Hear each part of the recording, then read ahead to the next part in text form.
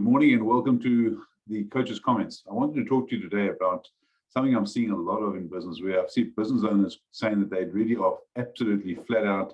The team isn't quite up to scratch. They can't hand stuff over to the team. And I want to talk to you about why that's the case. Let me just quickly share my screen with you because you'll be able to see it a little bit better then. Pop that up, share the screen. What you now should see in front of you is a PowerPoint slide which says the owner, the team, customers, and the business.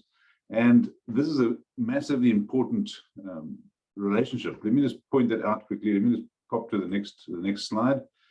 What you should be seeing there is that the owner works with the team. The owner leads, manages, inspires the team. That's absolutely the way it should be, of course.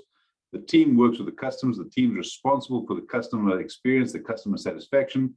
And by doing that, the customer then supports the business, and the business grows and works for the owner rather than the owner being all in and having to do all the work all the time. The problem arises when the following happens. Instead of the owner managing the team, he or she takes direct responsibility for the customer experience. So you can see that line coming straight down the middle there. The clear issue there is that the team gets cut out. Now, you're paying your team and you want the best people. Absolutely. You want to go out and attract and retain and grow the best people. But when the owner can't step back or won't step back and won't trust his or her team and takes direct responsibility for the customer experience, it becomes a major problem. Now that could be as little as going, if you're a builder, going to site and delivering all of the material to the site. It could be placing the orders. It could be keeping on the phone and saying to your salesperson, let me speak to them. Now, I'm not for 1 second saying the owner shouldn't be involved. Absolutely, the owner should. The first thing they need to do is to figure out what is the greatest value that they can add to the business. And as a business owner, your primary responsibility is to grow that business. So it may be that you do need to be involved in the big sales. So you've got a new client, it's a big contract coming up. You need to be involved in that, absolutely. It might be that you need to be involved in the big pricing decisions, absolutely. But your head of pricing or your salesperson needs to lead that, and you need to empower them and grow them. So by cutting them out and going straight to the customer yourself, you're giving yourself a whip. You're basically self-flagellating. You're giving yourself a whip for your back. You then can't step out. You haven't taken the initiative to grow your team. That's a problem, right? And in the business, at the end of the day, who wants to work for someone who's constantly on their head? Your team can't grow. If your team can't grow, they can't take initiative, they can't take decisions. So how do we address that? And I don't think it's a difficult thing, but it is difficult because it starts between the owner's ears. If they don't believe that they can hand over, they won't. So let me just go to the next thing then and show you how to change that. As I said, the team gets cut out and you demotivate the team.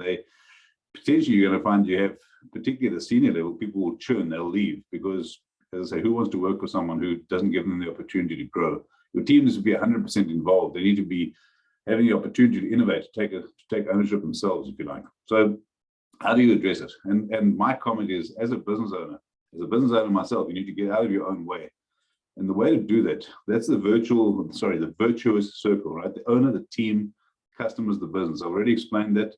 The owner leads the team. Team is responsible for the customer experience, and the customer spends money, comes back, loves your business, becomes a raving fan, and that obviously supports the owner. So how do we do that? How do you get that right? The first thing is to understand what is the most valuable thing the owner can do. I've said that already. And there's tools to do that. I can help. I can easily show you. If you want to, give me a call, either DM me or drop me a line, send me an email at chris@thecenterofbusinessexcellence.com. Happily show you how to do that. And once you've understood what your most valuable hour of your day is, what your most valuable use of your time is, the next thing is to systemize everything else, right? So make sure, if it's your order to cash cycle, if it's your pricing process, if it's getting goods to the site, make sure that you've got that systemized, not just in your head, because once it's in your head, that's great. But once it's on paper or once on a system, everyone can use it. So the first thing is systemize. The second thing is to train. It's no good getting great staff and then never investing in them. That isn't the way to grow a successful business. So firstly, systemize it, then train your staff in how to use it. And then the third thing is delegate. The reason delegation is third is very, very simple. Delegating without systemizing, without training, is not delegation. That's abdication. can't hire the greatest staff in the world and then to say, hey, help yourself, off you go. Well, you could, of course. They would be like rolling the dice and hoping you're going to get a 6 each time. But if you systemize, you train, and then you delegate, you build up a strong, cohesive team. You then, as the business owner, can lead that team. And that is what gives you a fantastic business at the end of the day. So hope that helped. Let me stop the share for a second.